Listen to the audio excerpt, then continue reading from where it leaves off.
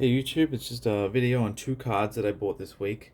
Now, these kind of cards, just very special to me because they're kind of on they're in that space of like beginner cards. I'd say like if you're getting into rare Japanese cards, these are kind of like ones that people gloss over because like they're like pseudo trophies or they're cheap or whatever. And I don't really subscribe to that. I really think like these two cards are just beautiful, and if you ever get the chance to get something like this, you just hold on to it for dear life because it is getting harder and harder to find such rare and really nice items. So I'll show off the book first, and I'll show off the victory ring. So inside this book, we have the 2003 to 2004 victory ring. Now this was kind of weird because I bought this folder for around $200 $300 a long time ago. Someone was selling the ring, but the price was really high. And I was like, hey, can you just sell me the folder for like $200? And they accepted. Luckily for me, that's a very, very good price even back then. So I've just have this one spare. And then a while ago, a card store listed this victory ring for around 200,000 yen. So translate to whatever currency you're on. And I was like, okay, I finally have a ring to put in my folder. Now I do have. So there we go. I do have this one. This is my personal copy. This is a different way that the card was released. This is more of like a late 2004 release. They stopped like doing all the folders and they just put them in this cool looking case that says Pokemon card game at the bottom. And this is a very like generic case, and I think it's probably just a sticker on the inside, but it's the same certificate that's on the card. I don't have much space to work with here, but if you see here, it's the same certificate. This one just like in a booklet that makes it look really nice. But yeah, they just put this in this frame thing, and I think it looks really cool. So this is the one I'll be keeping just because it was the first one I got, but this one here will be for sale.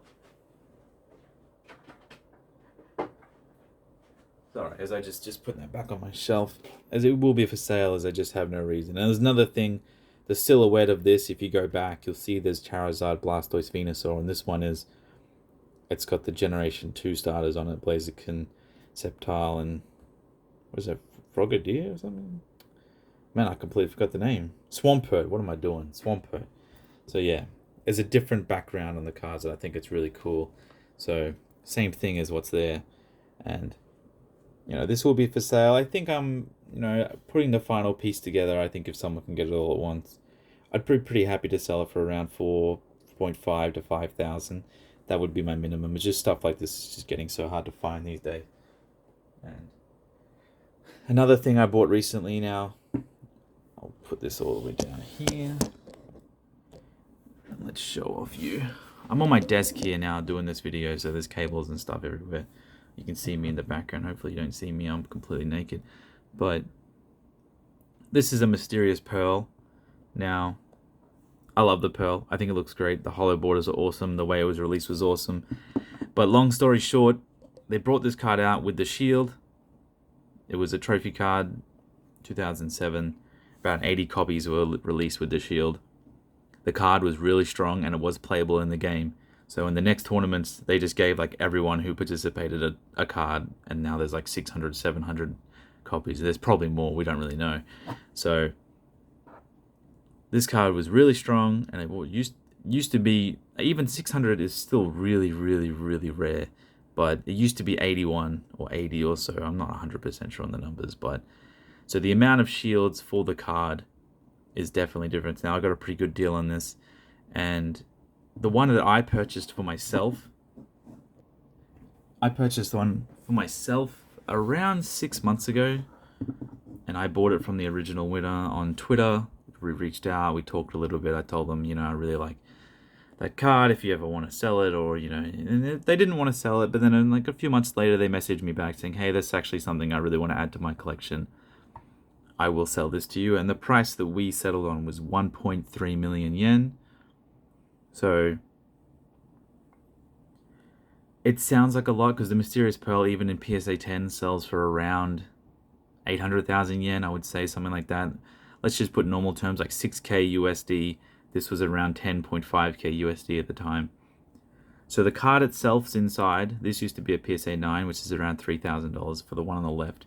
So I pretty much paid like 7,000 for the shield itself, and you're thinking, why would you pay 7,000 for a piece of plastic? But it is rare, and that's what I like to collect. I really like these trophy shields, and I'm just like super hyper focused in them.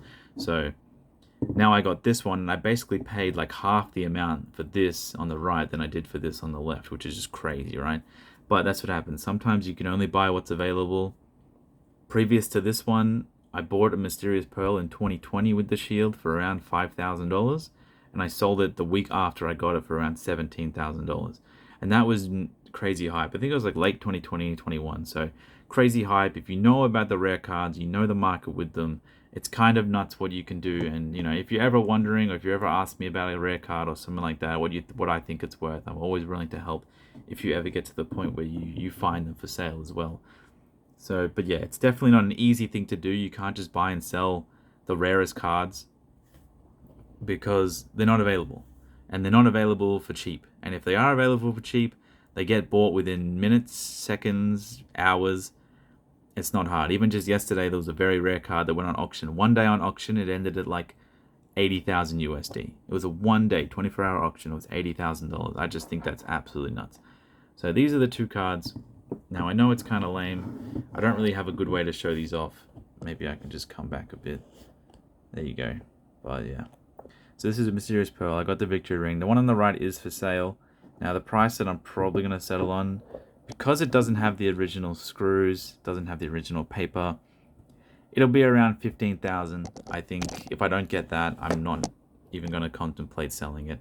So, and you might think that's a high price, whatever, but you know, it's my item. I can price it whatever I want. That's one thing that some people don't seem to understand, that if you own the item, you can actually price it whatever you want. Someone might not buy it, and that's just reality. But I have to pull this out and clean it all up and stuff like that. So it's really exciting to get stuff like this, and I'm happy if you like these kind of videos, you want me to document some more expensive things I'm buying, that's fine. But I try to not do it because a lot of people, they might get jealous, or they might like not understand like how it's possible, or all this other stuff. So I don't want to upset people by posting these kind of things, but I also want to show people what it's like to run a sort of like a full-time buying and selling business, and trying to like get as much for my collection for the cheapest price possible, and you know, work super hard every day just to like work at it and get this kind of stuff. So I'm just rambling on now. Thanks for watching. I really appreciate it.